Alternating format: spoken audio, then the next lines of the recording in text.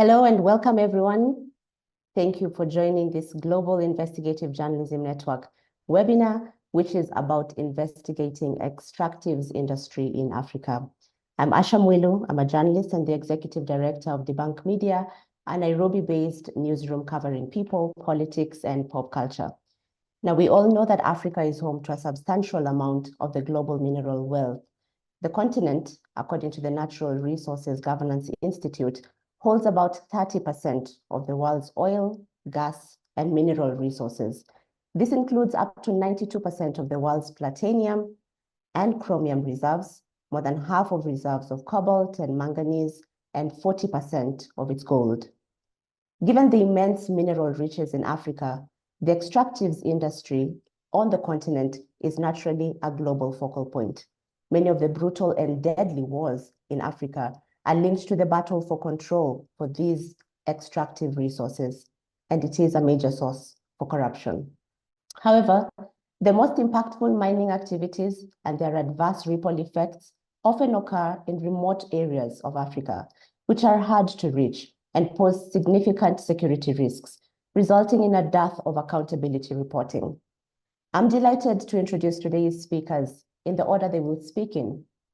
Eli Kabore is an investigative journalist in Burkina Faso with 17 years experience in investigative journalism, a publishing director at the online newspaper Mines Actu Burkina.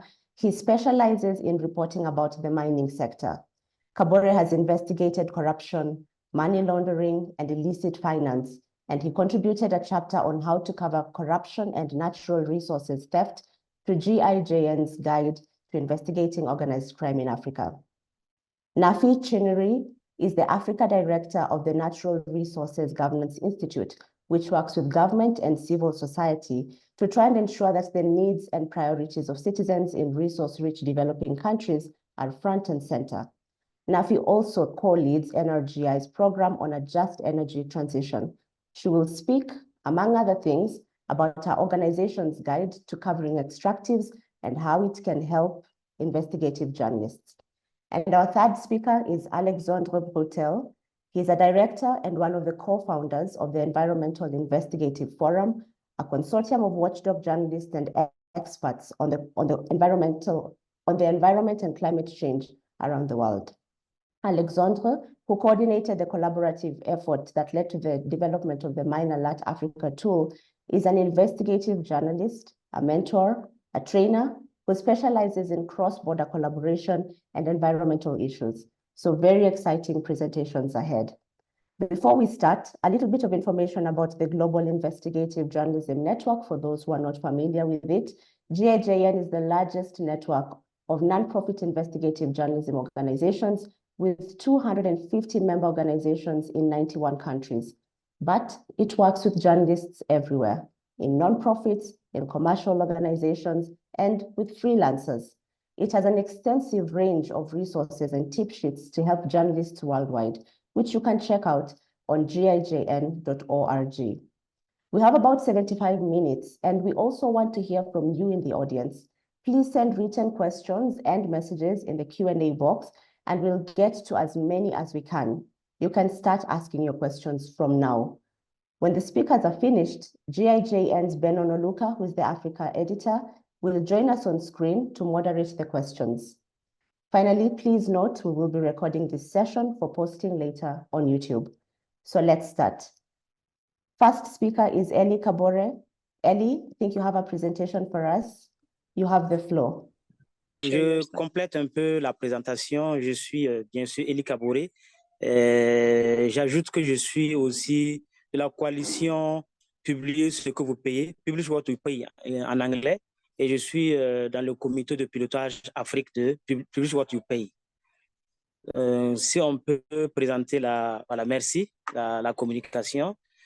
Je dois intervenir sur l'investigation dans le journalisme, l'investigation des journalistes sur le secteur extractif. Next slide, next.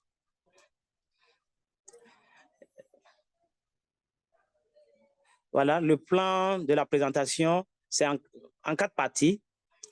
Pourquoi les journalistes doivent enquêter sur le secteur? Deuxièmement, sur quoi les journalistes peuvent enquêter, où trouver les données et quelques cas pratiques. Next.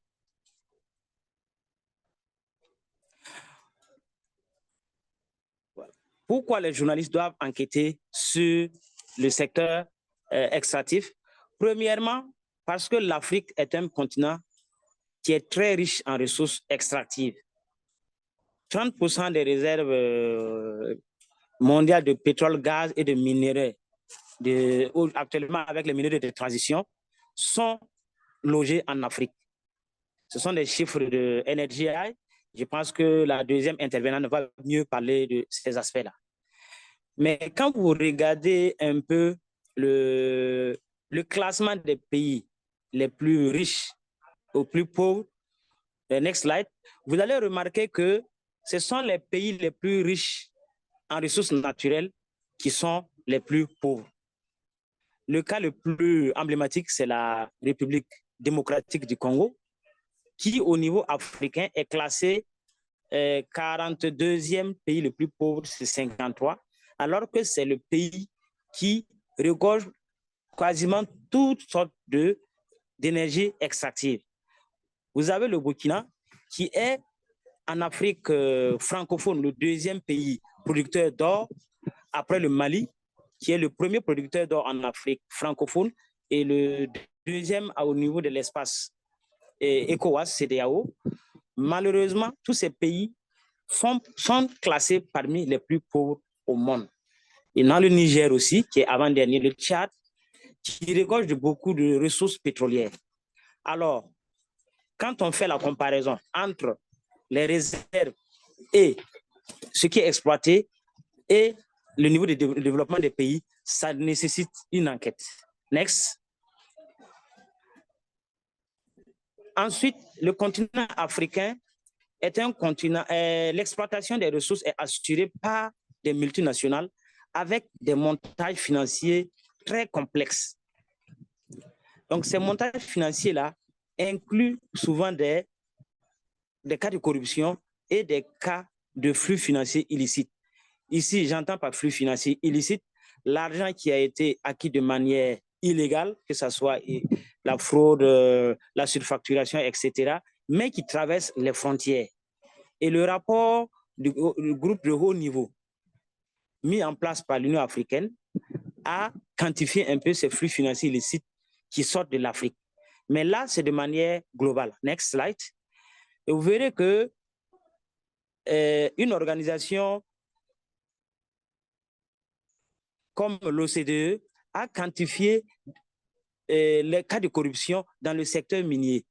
Et ça sera le slide prochain. En lien avec ce que l'Afrique perd au niveau des flux financiers illicites, c'est très, très, très important. Donc, les journalistes ont un intérêt à enquêter sur le secteur extractif. On remarquera aussi que la plupart des guerres en Afrique, les guerres meurtrières en Afrique, la cause de ces guerres, c'est l'exploitation des ressources. Au Nigeria, il y a eu la guerre du Biafra. Au Congo, jusqu'à présent, on a la guerre autour des ressources naturelles. Aujourd'hui, au Sahel, mon pays, au Burkina, fait partie du Sahel. Actuellement, le Sahel est en proie au terrorisme et une des sources de financement du terrorisme, c'est l'exploitation artisanale de l'or. Donc, l'or, aujourd'hui, les ressources extractives de manière générale constituent des causes de plus nombreux conflits. Donc, l'OCDE estime que 19% des cas de corruption qui se passent dans les industries extractives là, se manifestent sous la forme de pots de vin versés à des agents pour avoir des avantages. Global Financial Integrity a estimé que l'Afrique a perdu presque 300 milliards de dollars en 10 ans à cause de la fausse facturation. C'est de l'argent que les continents paient et il faut investiguer. Enfin, les énergies extractives sont des énergies, la plupart sont des énergies non renouvelables, qui ont un impact sur l'environnement et les communautés. Ce n'est pas comme le soleil que l'on a tout le temps, mais c'est des énergies qui ont une durée de vie bien précise. Si pendant l'exploitation, le maximum n'est pas fait au profit des États et des populations, on peut avoir des difficultés. Et les prix de ces matières premières sont fixés hors de l'Afrique. Donc, les journalistes ont donc intérêt à enquêter sur ce secteur. Next. Maintenant, sur quoi enquêter? les journalistes peuvent enquêter sur toute la chaîne des valeurs des industries extractives, c'est-à-dire la recherche, la construction, l'exploitation, la fermeture et la réhabilitation. En phase de recherche, il faut d'abord avoir une autorisation pour rechercher. Et il y a tout un cahier de charges qu'il faut respecter. Donc, les journalistes peuvent enquêter sur le respect, par exemple, de ces cahiers de charges. En phase de construction, c'est un autre niveau. Et tous les pays accordent des avantages sur le plan social et sur le plan fiscal au niveau de la phase de construction. Il est important pour les journalistes d'aller vérifier l'exactitude et l'application effective de ces avantages. Next. En phase d'exploitation, c'est en ce moment que l'activité génère des recettes pour l'État. Donc, c'est en ce moment que l'on peut retrouver tout ce qui est malversation, malgouvernance autour de ces secteurs, que ce soit sur le plan social, environnemental, que ce soit sur le plan fiscal. Rien que les interprétations de la clause de stabilisation font perdre beaucoup d'argent à nos pays. La clause de stabilisation, c'est quoi? Au moment de signer le contrat avec l'État, on met dans le contrat que pendant un certain temps, l'entreprise bénéficie de certains avantages. Mais il y a de l'exagération dans l'utilisation et dans l'interprétation de cette stabilisation fiscale. Il y a la question des emplois nationaux, il y a la question des achats des biens et services auprès des nationaux, il y a la question même de la publication des contrats, et il y a même la question de la négociation des contrats. Qui négocie les contrats au bénéfice des pays? Par moment, on a vu que ce sont des diplomates, des ministères des Affaires étrangères qui négocient certains contrats au profit des États qui n'ont aucune connaissance de l'environnement, les questions de fiscalité, etc. Donc, il est intéressant que les journalistes puissent enquêter pour comprendre pourquoi il y a des écarts entre ce qui était prévu, par exemple, et ce qui est versé normalement. Il y a la question de la corruption et surtout du conflit d'intérêts. En Afrique, on en parle peu, mais c'est un aspect aussi qui fait que l'Afrique perd beaucoup de choses dans les industries extractives, c'est le conflit d'intérêts. Des personnes qui se retrouvent au niveau des décisions ont des intérêts quelconques dans ces mines et ces personnes ne peuvent pas prendre des décisions au profit des États, mais plutôt des décisions à leur propre profit. Donc, c'est vraiment des sujets d'investigation. Enfin, en phase de fermeture, chaque mine doit alimenter ce qu'on appelle un fonds de réhabilitation. Ça varie en fonction, les modalités varient en fonction des législations des pays. Mais il faut vérifier si ce fonds est créé, si les mines contribuent en fonction du plan de gestion environnementale et sociale, et aussi qui assure la réhabilitation pour rendre les terres cultivables, habitables au profit des communautés. Next. J'ai identifié 3 techniques journalistiques qui sont adaptées à ce type d'investigation. Bien sûr, il y a l'investigation proprement dit, qui diffère un peu du journalisme classique. L'investigation détecte, révèle ce qui est caché. Moi, j'utilise beaucoup le data journalisme. J'aime bien utiliser les données pour comparer. Le data journalisme, c'est le journalisme qui utilise beaucoup les chiffres. Ça permet de donner une photographie de la situation et facilite un peu ce qu'on peut appeler l'analyse. Enfin, le fact-checking, basé sur la vérification des faits. Beaucoup de choses, beaucoup de fantasmes, beaucoup de choses qui ne sont pas vraies se disent autour du secteur. Donc, le journaliste peut des déclarations des sociétés extractives ou bien du gouvernement. Et tout de suite, on va voir beaucoup de sources existent. Où trouver les sources d'information, où trouver les données? Tous, par rapport à un sujet, le journaliste a une gamme variée de sources. Il y a les sources ouvertes et il y a les sources fermées. Au niveau des sources ouvertes, au niveau de l'Afrique, on peut déjà commencer par ce qu'on peut appeler le cadre légal et juridique. La vision minière africaine. Au niveau des ensembles sous-régionaux, nous avons des codes régionaux. C'est le cas de la directive minière de la CEDEAO ou bien le code communautaire de la l'UEMOA. L'UEMOA, c'est l'Afrique de l'Ouest, la communauté économique de l'Afrique de l'Ouest, dont fait partie du Burkina. Il y a certaines dispositions qui existent et que les États doivent internaliser dans leur propre code. ce qui n'est pas toujours fait. Le processus de Kimberley pour certifier les diamants, et tous les pays ont des textes. On ne peut pas aujourd'hui enquêter sur le secteur extractif sans connaître par cœur le code minier et le code pétrolier, le code gazier de son propre pays. Tout part de là. Donc, il y a toute une panoplie de textes d'application qu'il faut aussi avoir. Mais une source dont on exploite souvent peu, c'est l'ITIE. L'ITIE, en anglais, c'est ITI. Initiative pour la transparence dans les industries extractives.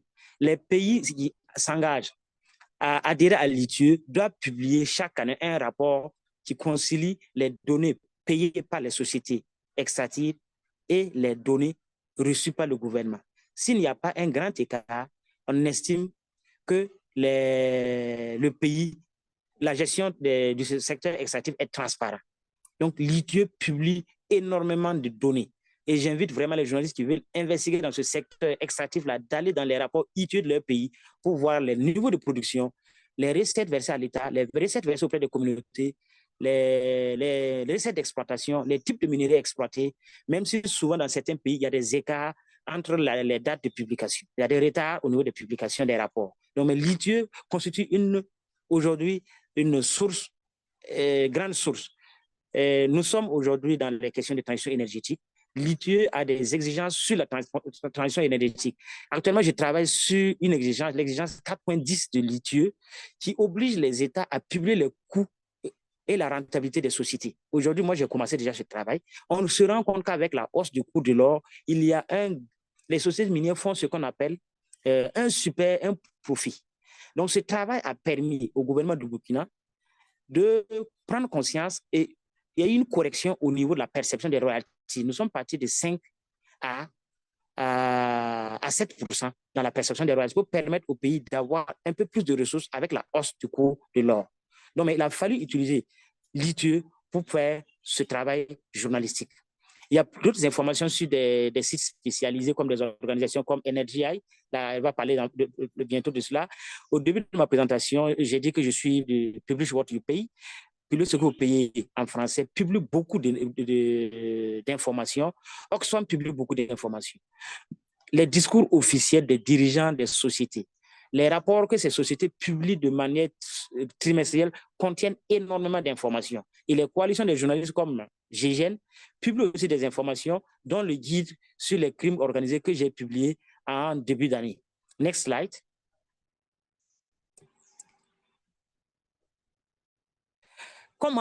Quels sont les moyens pour parvenir à faciliter l'investigation?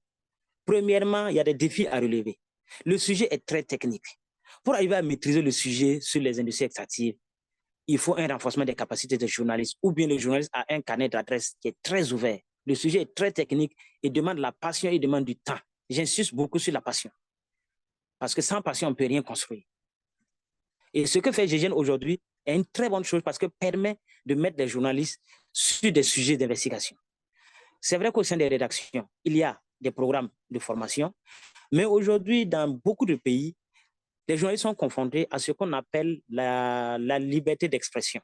Ça aussi, c'est un très grand défi à relever parce que c'est un milieu très, très, très, très capitalistique et le niveau de sécurité le risque sécuritaire est très élevé sur la vie des journalistes. Donc, aujourd'hui, des journalistes font de l'autocensure ou on censure des articles de journalistes parce qu'ils s'attaquent aux intérêts des industries extractives. Il y a des problèmes d'investigation que des réseaux de journalistes comme la cellule Norbert Zongo en Afrique de l'Ouest proposent. Et aussi, il y a surtout le recours aux bonnes sources, comme je l'ai dit, les experts qui, dans beaucoup de pays, parlent rarement. Next slide.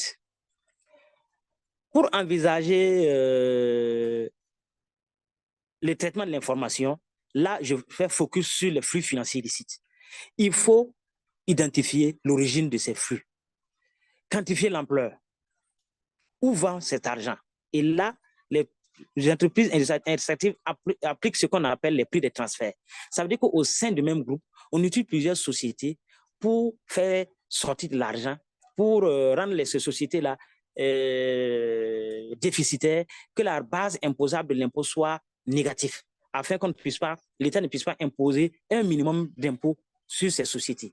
Il faut identifier aussi les causes, pourquoi c'est comme ça, et chercher les facteurs favorisants. Par moment, c'est un manque de texte, par moment, c'est un manque d'interprétation. Comme je l'ai dit au début, il y a un problème de conflit d'intérêts, la corruption. Il y a même le laxisme de l'État. Donc, c'est une des choses qu'il faut aller chercher. Et bien sûr, quelles sont les mesures mises en place par l'État pour contrer? Peut-être que ces mesures existent, mais elles ne sont pas efficaces. Next slide. Je vais juste, au niveau des cas pratiques, comme le temps est presque fini, au niveau du Burkina, il y a eu une investigation d'une organisation de la société civile, le RENLAC, Réseau national de lutte anticorruption, qui a utilisé des données de UN Trade pour se rendre compte que le Burkina a perdu autour de 270 millions de dollars en 2 ans à cause de la fausse déclaration des productions. Je m'explique. Ce que la douane du Burkina a donné comme données de l'exportation de l'or et ce que la Suisse, qui est un pays qui reçoit, a déclaré comme importation, il y a un écart dont le manque à gagner est de 270 millions de dollars. Il faut aller chercher cet écart. Pourquoi cet écart? Quantifier l'écart et bien sûr donner les raisons. Le deuxième que je vais signaler, c'est au Sénégal.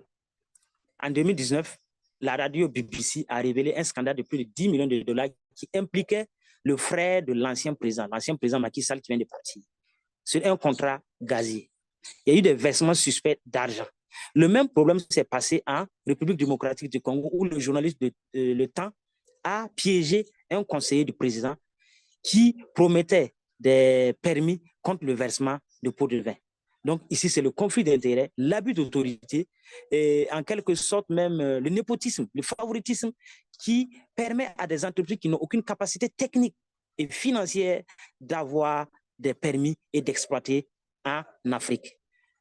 Donc, pour terminer, en conclusion, next slide, malgré l'abondance des ressources extractives, le niveau d'endettement de l'Afrique reste élevé. Next slide. Vous allez voir que les pays qui sont riches en ressources extractives sont les plus endettés de l'Afrique. Je n'ai pas présenté cette courbe parce que le temps n'est pas assez long, mais le niveau d'endettement et le niveau de pauvreté des pays les plus élevés sont les pays qui sont riches en ressources naturelles. L'explication est simple. Les pays peinent à se lever, à collecter les recettes internes auprès des industries extractives et préfèrent s'endetter. Donc, les journalistes doivent, à ce niveau, être très regardants sur ce secteur pour arriver à détecter et surtout à informer l'opinion et bien sûr, ce qu'aujourd'hui on peut appeler le journalisme d'impact, arriver à impacter certaines décisions politiques, certaines décisions juridiques, et faire aboutir même à des réformes. Ce n'est pas l'objectif premier des journalistes, mais un travail bien fouillé conduit forcément à des réformes sur le plan légal, sur le plan réglementaire. Je vous remercie pour votre attention.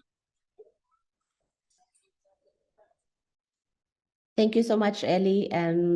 We have to move with a little bit of speed. We want to go to our second speaker. Ellie, that was a really good presentation. He tells us that without passion, we can't do anything. A very good beginning point for us where he talks about, the basics of investigating extractives. We have also 2 other experts who have presentations for us.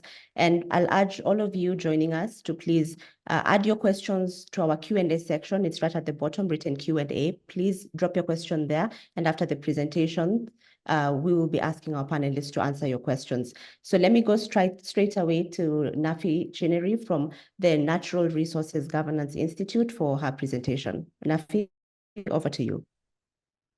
Thank you very much, Aisha, and thank you for having me here.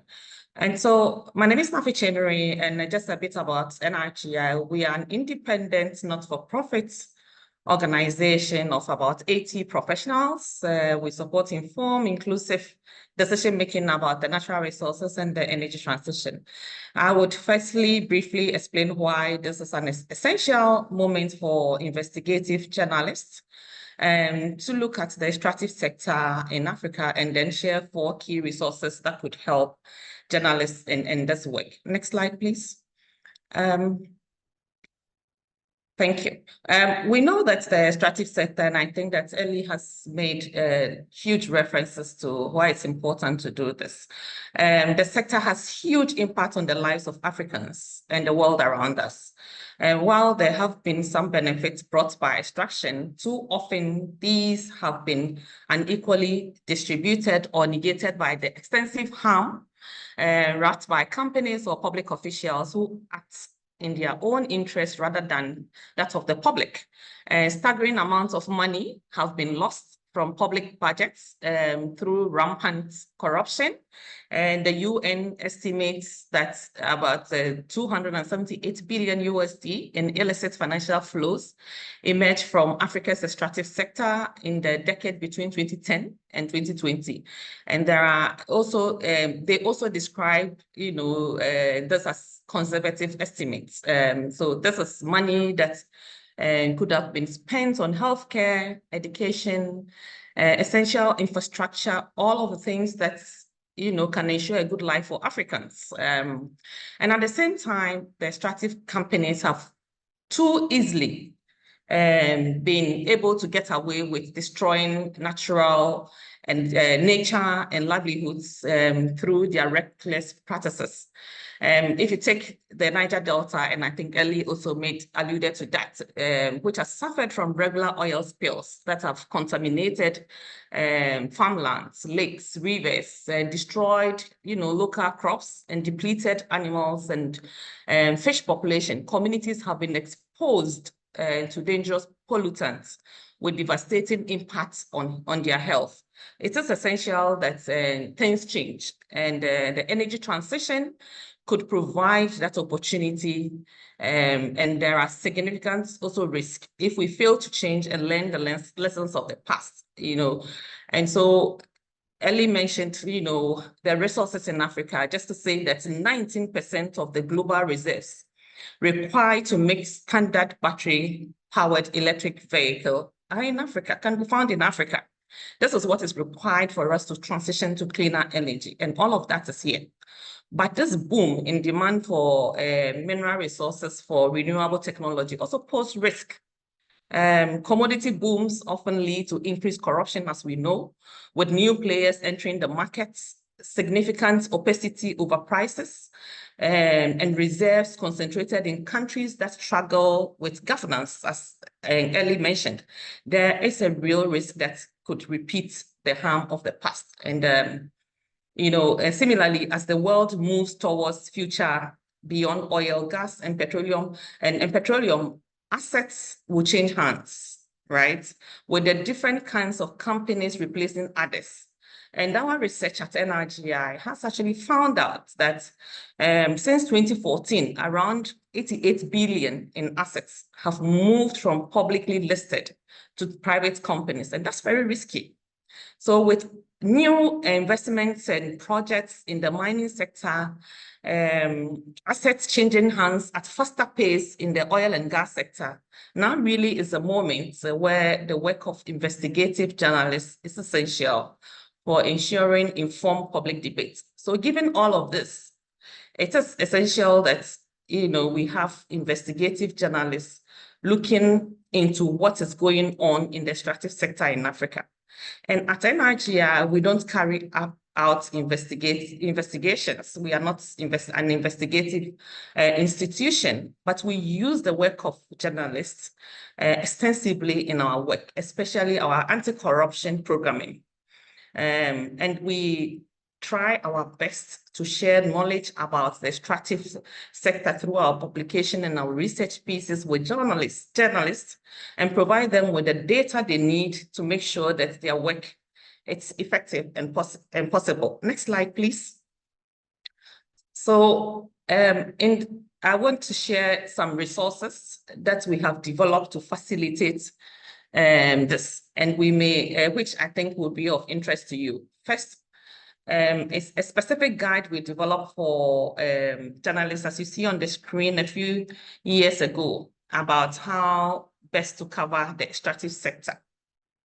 This guide details the key information and players and stages involved in the extractions. It provides specific guidance on relevant topics such as beneficial ownership, as earlier mentioned, talked about beneficial ownership, and local context, including many other topics. For each of the 6 chapters listed on the screen, as you see, we explain why it matters, the basics, useful ideas for story leads, and how to pursue them, examples of good reporting practices, and key resources and voices on the topic, and further learning resources that you can use. This is a great place to start if you want to know more about how the extractive sector works and gets inspiration for stories.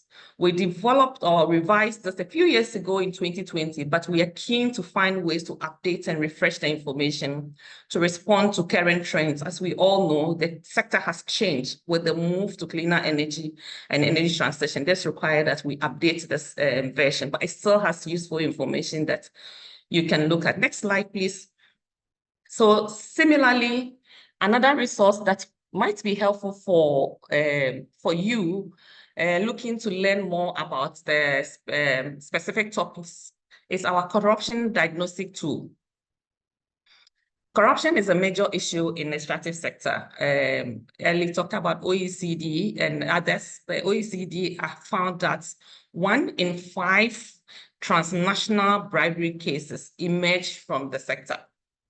However, we know that this can be a tricky topic to discuss, which is why we wanted to create this tool to support anti-corruption actors in this work.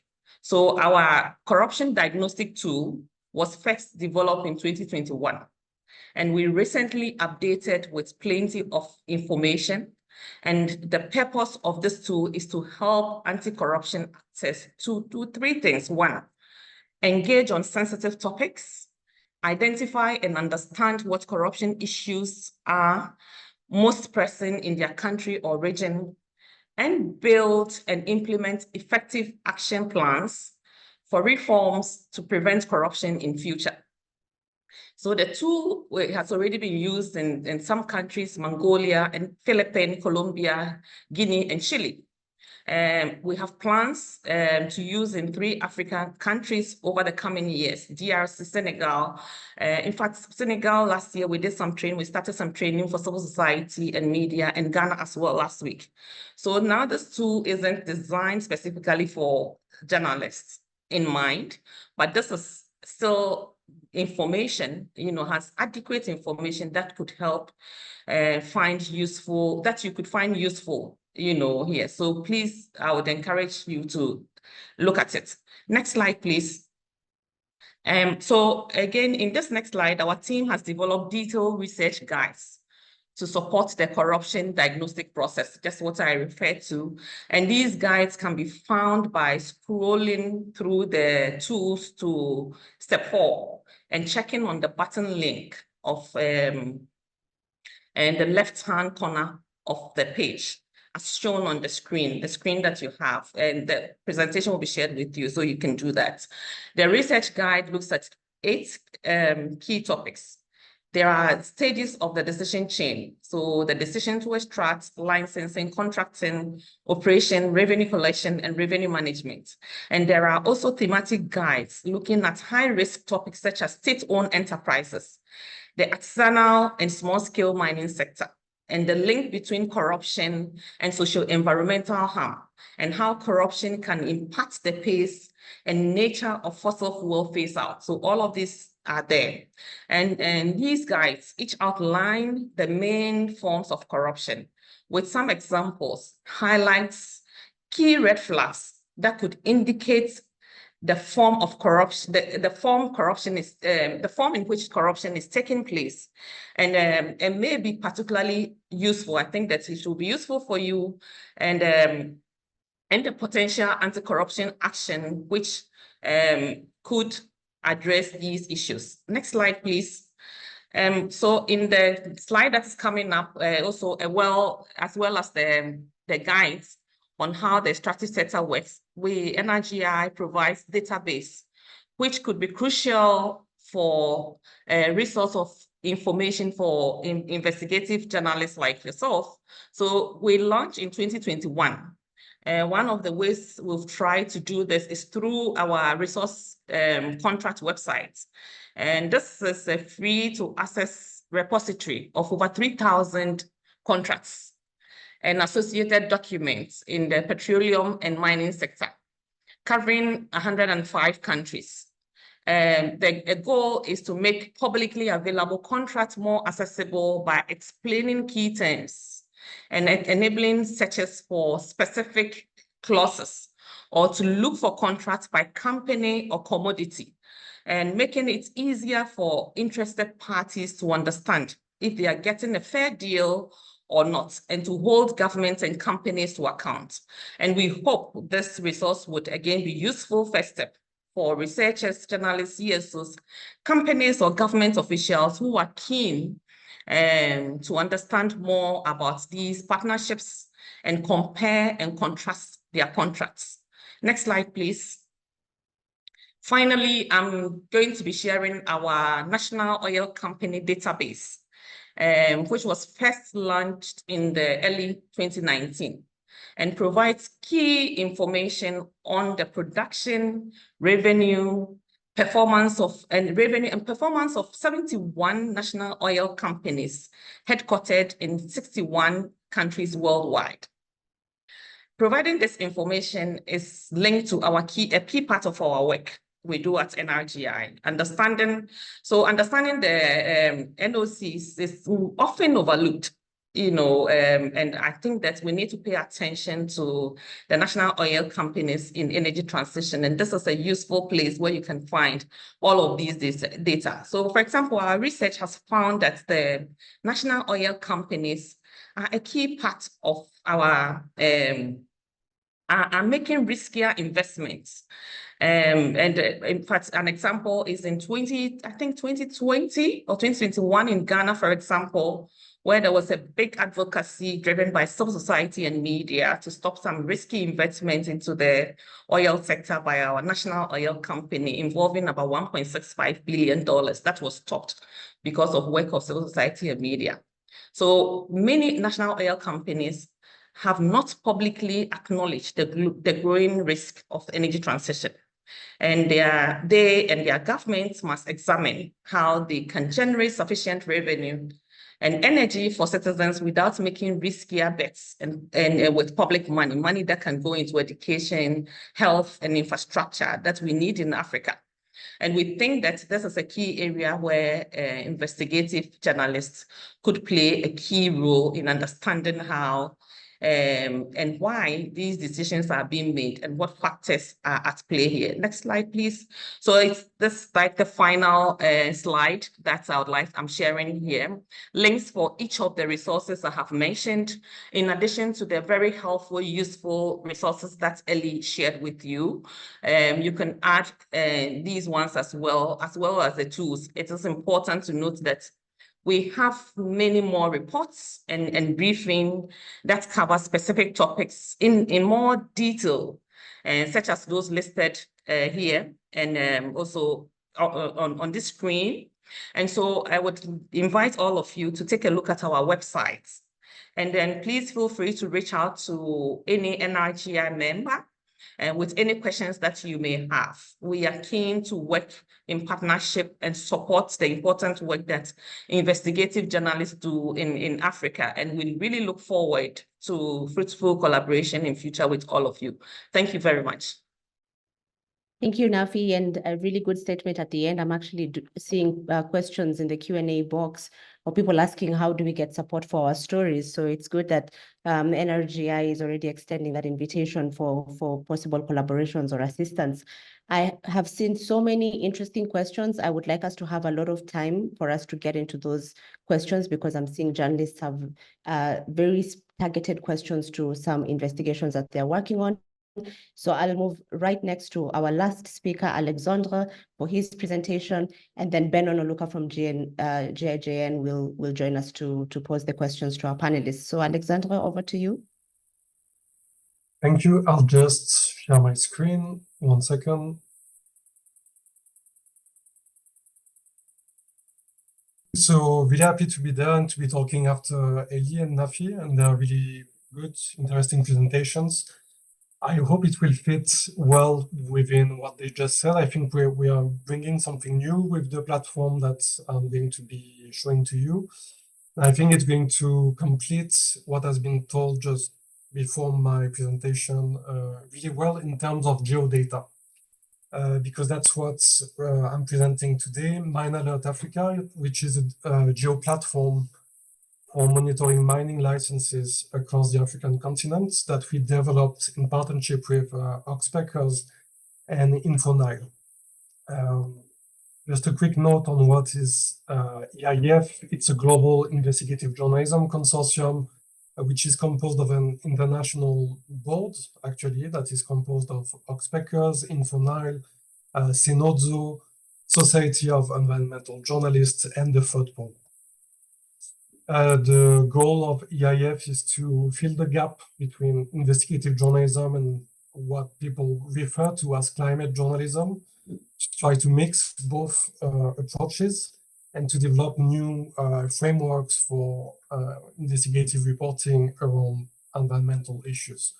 The way we try to achieve this is by organizing networking and opportunities and cross-regional cooperative opportunities through a network that we have, by providing training, mentoring, by doing our own investigations with our partners, and lastly, by developing tools, such as the tool that I'm going to be presenting now, or another tool that we developed a couple of months ago called Environmental Leaks, which is a whistleblowing platform for aimed for environmental investigative journalists. So, telling you a bit more about Mine Alert Africa, it's based off a concept that was launched by Oxpackers, initially called Mine Alerts, and that would work for the whole of South Africa. It's a geo platform that you can use to project mining licenses in a map and see what are the threats related to water resources that are nearby. Again, within the framework of EIF, our idea was how could we develop something more systemic that would cover a maximum of African countries, and that would be useful not only to local and regional journalists in Africa, but just any journalist in the world that would like to see more precisely where does a mining license stand. As Nafi and Eli explained, you have some really good open resources with the EITI or contract resources that allows you to access contracts. But what you will find to be missing most of the time is geo coordinates, geodata, and something that would be more precise than just a point on a map, but rather the full license.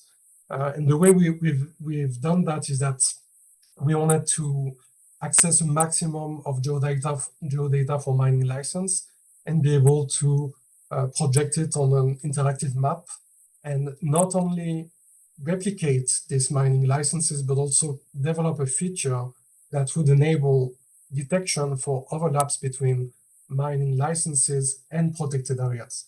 So I'm going to show you just right now actually how it works. I will post also in the chat, or maybe Benon, if you have time.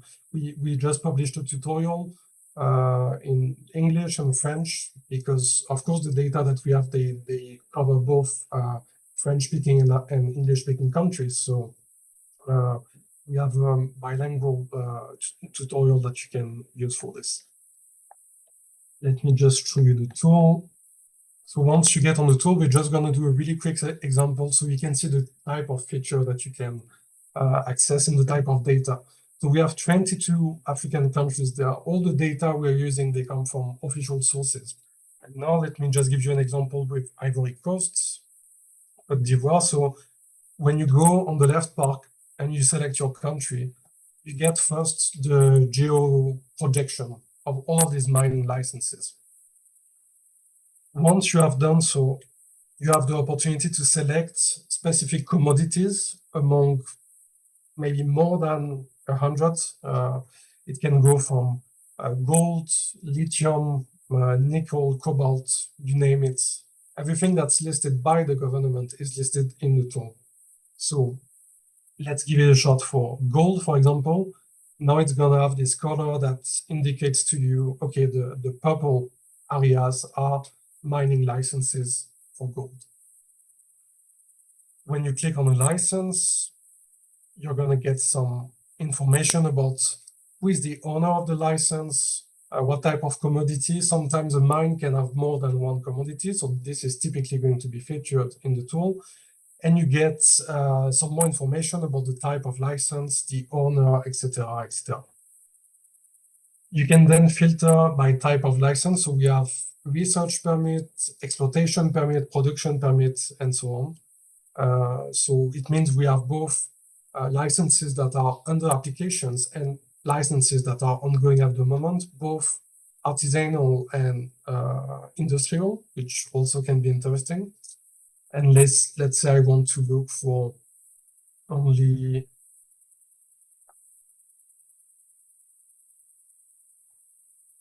semi-industrial substances, or for research permits. Then it's going to refine a bit more the results. And now it's going to only show me the research permits that I'm looking for. It's going to give me a list of owners also. Everything is happening on the left of the screen. And then the main feature, now if I want to see how the gold sector in Ivory Coast is handling protected areas, then the way I can do this, I can unselect the research permit. So once again, I end up with gold licenses. And if I click on this toggle protected areas, then it's going to take a bit of time to load, but I'm going to start having all these protected areas loading. And if I click on mines in protected areas, I'm going to be able to see in just one click all of the overlaps that are going on in this country. It's taking a bit of time to load because of the Zoom link. So sorry about that. I hope we still have 1 minute to finish. You have about 5, Alexandra, so yeah. Okay.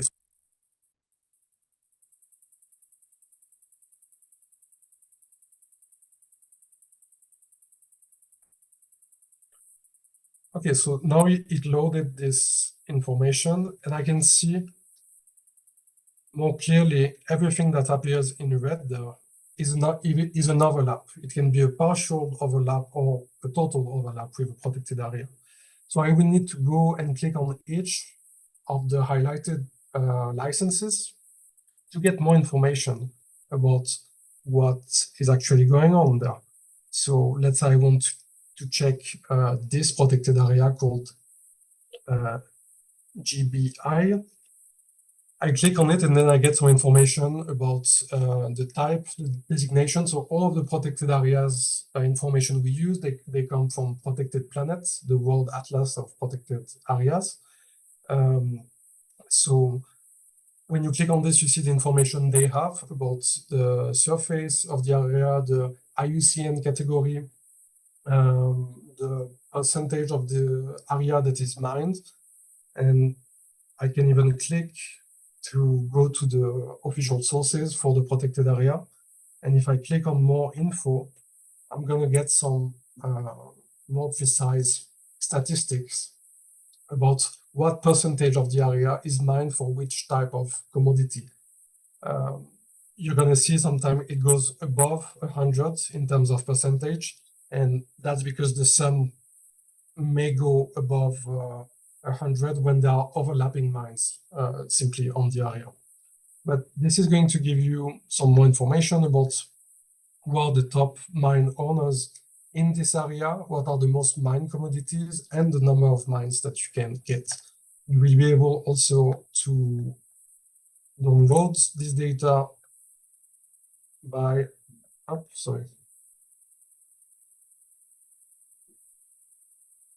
by clicking here. So you can download this data either as an image or as an Excel file, CSV, anything you'd like. done with showing you the main aspects. So what we have there going on, it works for Ivory Coast, it works for 22 African countries. It's useful for local reports, local investigations, cross-regional African investigations, international investigation. We could have just kept the data on our own and work on it, but the idea was to make it available for just the international community of journalists to be able to use it. We think it's important because this data can be hard to find. It can be hard to process also if you're not familiar with geodata. And it can be extremely powerful for detecting new investigations that you might want to take. Also, you can reapply Ellie's framework to working with this data. When Ellie said that you can investigate at different steps, like when a project is being announced, in the middle of a project, or at the end when it should be rehabilitated, well, that tool can be useful just for this and to get the proper borders of a mining license and further do your work. To give you an example, when we did this type of work in Republic Democratic of Congo, but for oil and gas, about a company called Perenco, of course, it wasn't only about this, but we were able to find an overlap between a mangrove park and an oil and gas block that led to the company being prosecuted by two French NGOs in November 2022. So sometimes a simple overlap can get you really far in terms of reporting and even of impact. So that's what we hope that the tool is going to achieve by making it accessible to everyone. Just a few remarks before finishing. If you want to access the raw data, because you might want to play around with the data without the interface, then you can mail us at the address that is listed in the slide. If you want to develop a partnership around the data investigation, same thing, just mail us. The tutorials, we have two. One is a larger event when we launch the tool that you can meet the team that actually developed it, and they explain how they did it. And we have this tutorial I mentioned in the beginning in both French and English. And lastly, if you want to join the EIF network, you can do it from our website, from the page EIF network, or you can do it by clicking on the form below. And then, yeah, I hope I didn't go over time too much or at all. And thanks a lot. Thank you, Alexandre. You've done really, really well. And I think you can see in the comment section that everyone is very grateful to EIF for democratizing the data and the tool. So really thank you to you and your colleagues. Before I hand over to Benon, there's a question that I have that I'm seeing also Lionel from the audience also has asked the same question, and which is, how often is the underlying mining license data updated from official sources? Alexandre, that's for you. So how often is the data updated from official sources? Yeah, that's a really good question. Yeah, really good point. So the data we have on this tool, it's a snapshot, really important. It's a snapshot from November 2023.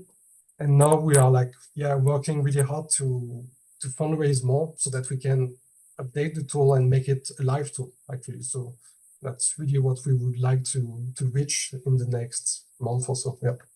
All right, thank you. Thank you so much for that.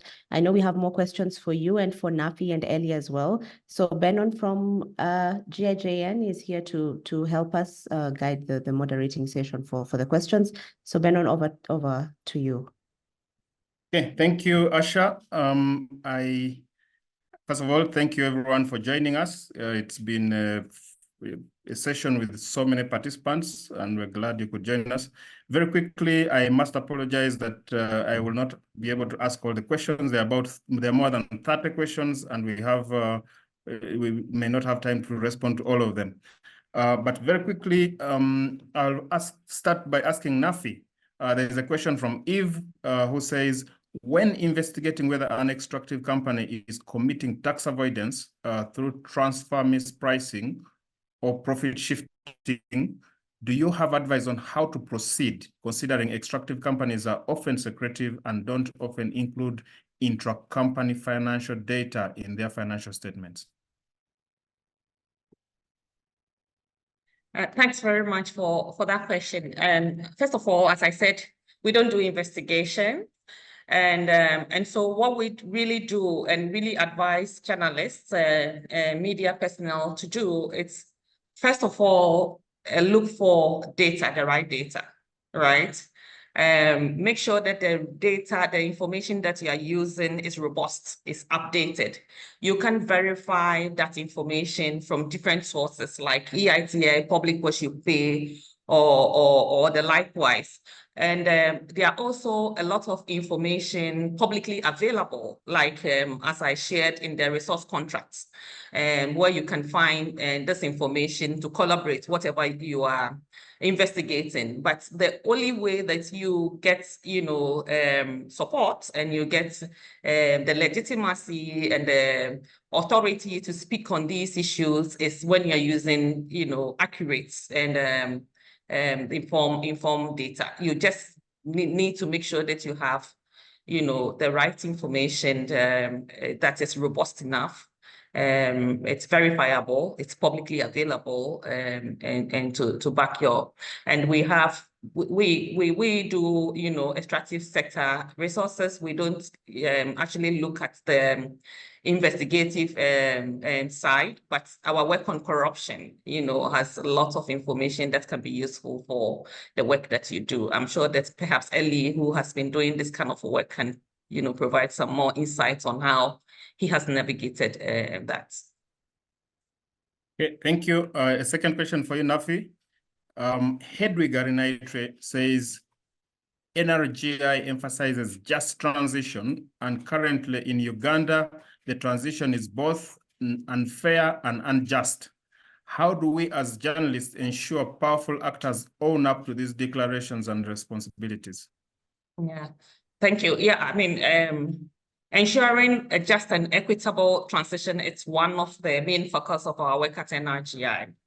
And I know that the Uganda, for example, at the last COP28, actually, that was when they launched their framework for energy transition. What we've been doing in countries like Nigeria and Ghana and others that are doing that is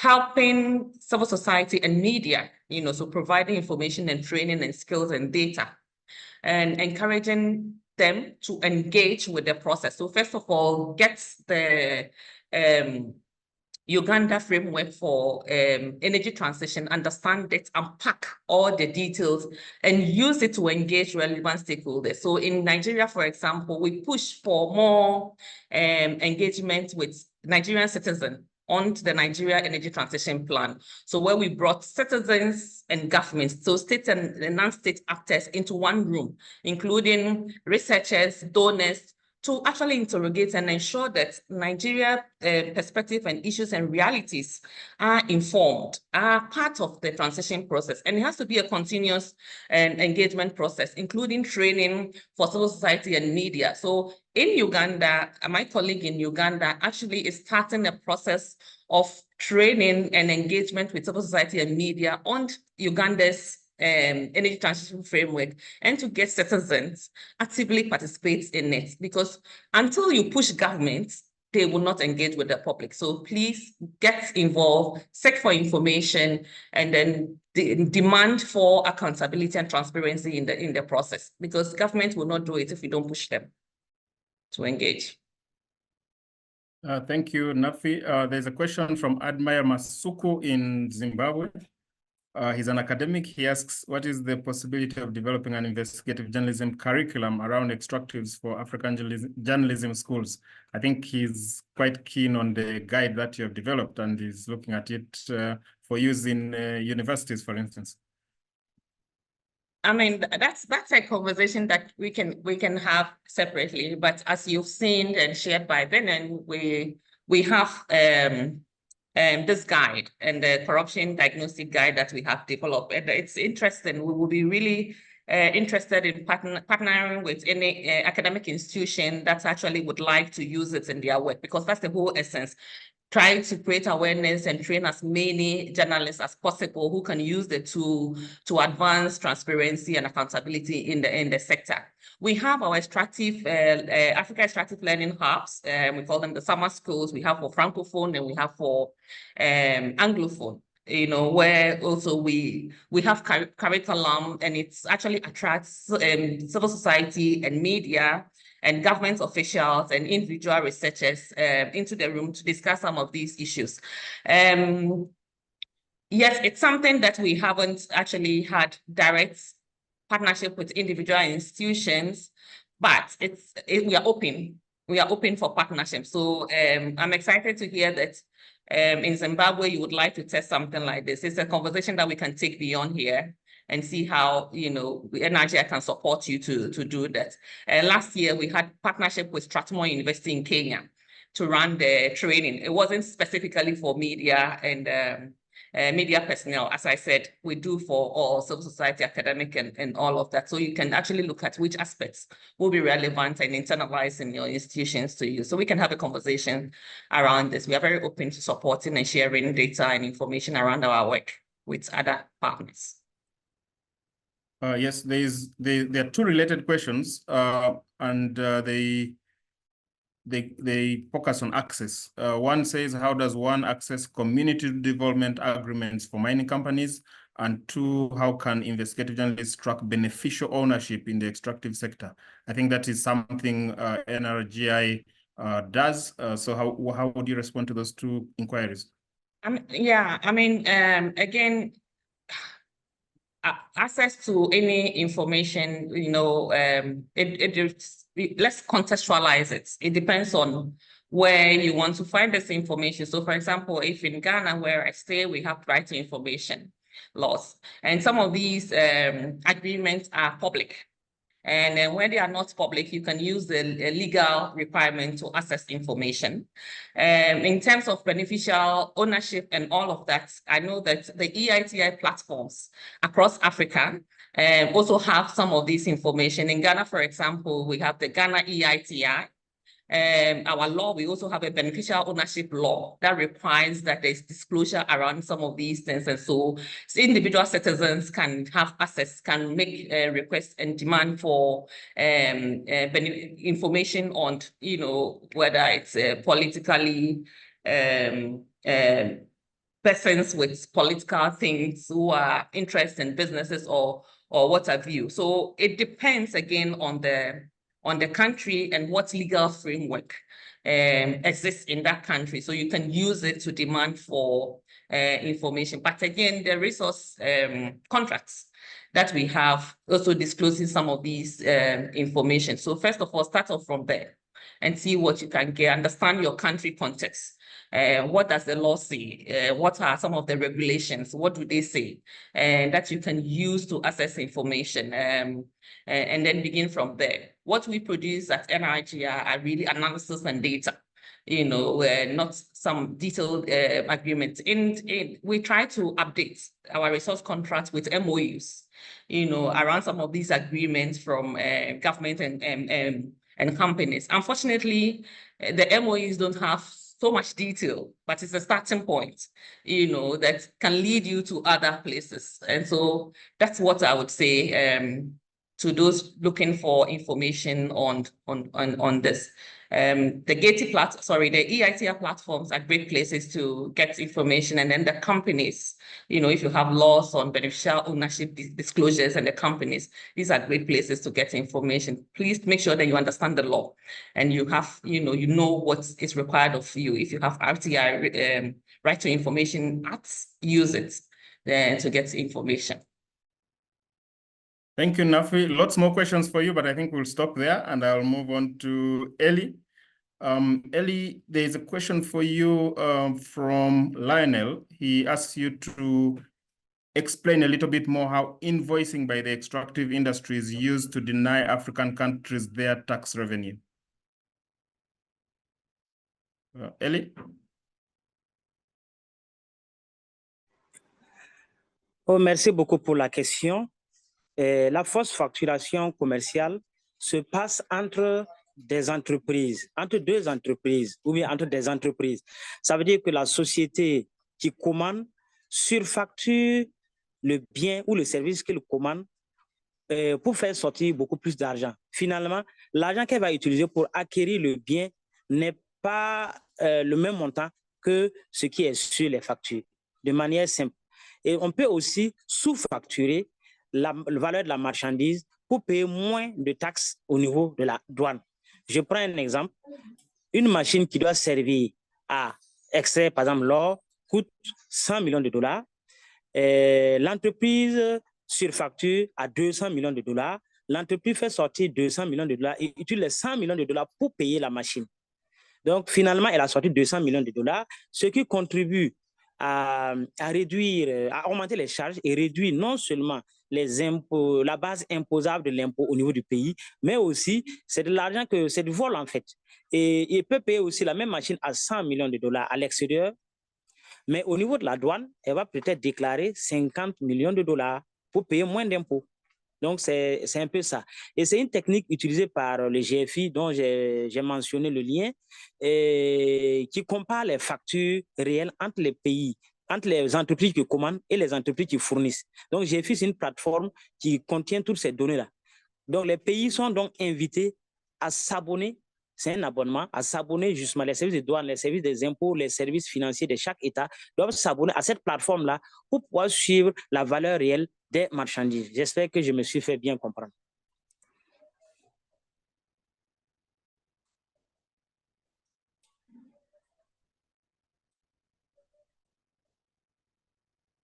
You were clear, Ellie. Thank you. Another question, this time for you again. It says, how do you overcome the challenges to investigative rigor, such as limits to financing and capacity in your investigations, particularly on highly sensitive issues such as illicit financial flows related to the extractive sector? Ellie?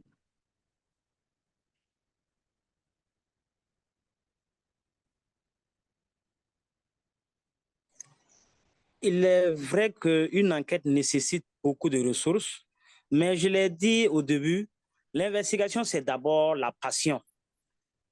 Si la passion l'emporte sur tout, vous pouvez surmonter les défis de l'argent.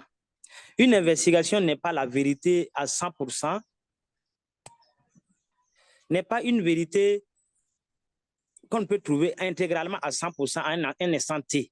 On peut arriver à avoir les informations là par étapes et publier par étapes, bien sûr en respectant les rigueurs de la profession en matière d'éthique et surtout en matière de déontologie. Donc, il faut d'abord que la passion prenne le dessus et que l'on puisse avoir, comme je l'ai dit, les sources ouvertes qui sont vraiment exposées, que nous, les journalistes, souvent, on ne fait pas l'effort d'aller chercher. Ce que, par exemple, l'organisation de notre panéliste Énergie a publié comme matière, c'est impressionnant. Ce que Publish What You Pay publie comme information, c'est impressionnant. Ce que ITI publie comme information, c'est impressionnant. Donc, se donner les moyens d'aller vers ces sources ouvertes et surmonter tant soit peu la question d'argent. Ce n'est pas forcément l'argent qui peut nous amener à nous déplacer, à prendre des experts, à analyser des documents. Donc, c'est peut-être aussi en utilisant d'autres moyens que l'on peut arriver à surmonter cette question d'argent.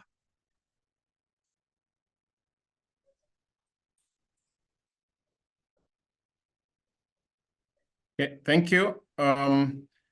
Alexandra, there is a question for you. How can an investigative journalist make use of data from EIF to identify lapses in an extractive company? So you could do that at a different stage. For example, if you would be interested into a new project that has been announced, then let's say for a mining license, then you would go and see on the Mine Alert Africa tool if your country is listed. If yes, you would look for a proposed mining area and try to zoom in into the locality that you're looking for and try to find out if that new mining license is overlapping with a protected area or not, and if people know about it. It can be for a new upcoming project, but also for really old ones. Sometimes you have oil and gas companies or any mining company that is operating on a protected area since 10 years or more. And even in the country, everyone is going to know about it and laugh about it and be like, yeah, but here, this is Africa. So of course, they are exploiting in a protected area. But that's precisely where you should insist and write an article about that and try to make a change, because what used to seem like normal in Africa from a French company, let's say, 10 years ago, well, we are not 10 years ago anymore. And I remember when we worked on Perenco, it was quite hard to find a French media partner in the beginning, because for them, having an overlap with a protected area was not really a topic. Because even the editors we would contact, they would be like, yeah, but it's a French company working in an African country, so what do you expect? So it was really hard to find some, more younger spirited editors and media partners that would understand that it's an important issue to cover. So I would say the data is useful for old concessions, old licenses, but also new ones, upcoming ones, either for really local reports, or even if you would want to investigate a whole sector across different countries. Let's say you want to investigate the impact on gold extraction on protected areas with among these 22 countries, you would be able to do so with the data that we have. And if you wouldn't know how to process it, how to use it, then just hit me up with a mail, and I'll be glad to assist you. Okay, thank you. Don't mute your mic yet, because I have 2 more questions for you. We're running out of time, so I'll ask you a 2-in-1 question. William says, how do you collaborate with other journalists and whistleblowers or sources to advance an investigation? I imagine this is because of the whistleblowers platform that you have. That's where this question comes from. Second one is from Gulam, who says, what platforms may I pitch ideas for investigations to? I need a list of publications working on the extractive sector. I think, again, you work closely with the sector, so you know some platforms. So could you share some insights for William and Gulam and the rest of the participants? Thanks, Bedon. So for the whistleblowing platform, it's a simple form that you can use online, and we just put it out there so people can reach out to us, but also so that our partners or network members at EIF, they have a secure channel to communicate with a source. So you could even, you yourself, send this link to a source that the person follows the security requirements, exchange information from the platform, and then we would forward the information to you after, if you let us know that someone has used the platform. And the way that we work on a regular basis with potential whistleblowers, it's really going to depend on many factors, which means the level of risk for the source, the level of risk for the local journalists, for the media partners. It's going to go through a whole security plan that is unique for each investigations. And it should be so for every project, I think. So that's the way we typically work with potential sensitive sources. And then for the question, the second question was, sorry, the platforms and media organizations where you can pitch stories on extractives. Yeah. Sure. So yeah, I would say that all depends on the scope of the story. Is it a local story in Africa, in a specific country? Is it a regional African story? Is it a cross-regional project with European medias or US medias? So a good place to start would be to check the GIGN member list, depending on the organizations you want to find, or specific country or region, and ask them for advice. If you ask us also, we have some experience working in Latin America, EU, Southeast Asia, Africa, of course, and the MENA region. So if you ask us, we can recommend some media partners to you if you need some. Okay, thank you, Alexander. We have come to the end of the Q&A session, but I'm sorry I cannot ask all the questions, but I have compiled all of them. We shall try to use them to inform our work that we do on the extractives industry in the future. So just keep looking out on the GIGN website. You're likely to find an answer to your question in some of the work that we do. Thank you, everyone, and back to you, Asha. Thank you, Benon. And I've seen a lot of people are also asking about the presentations from this session. We'd like to tell you that they will be availed to you via a post-webinar email, so look out for that.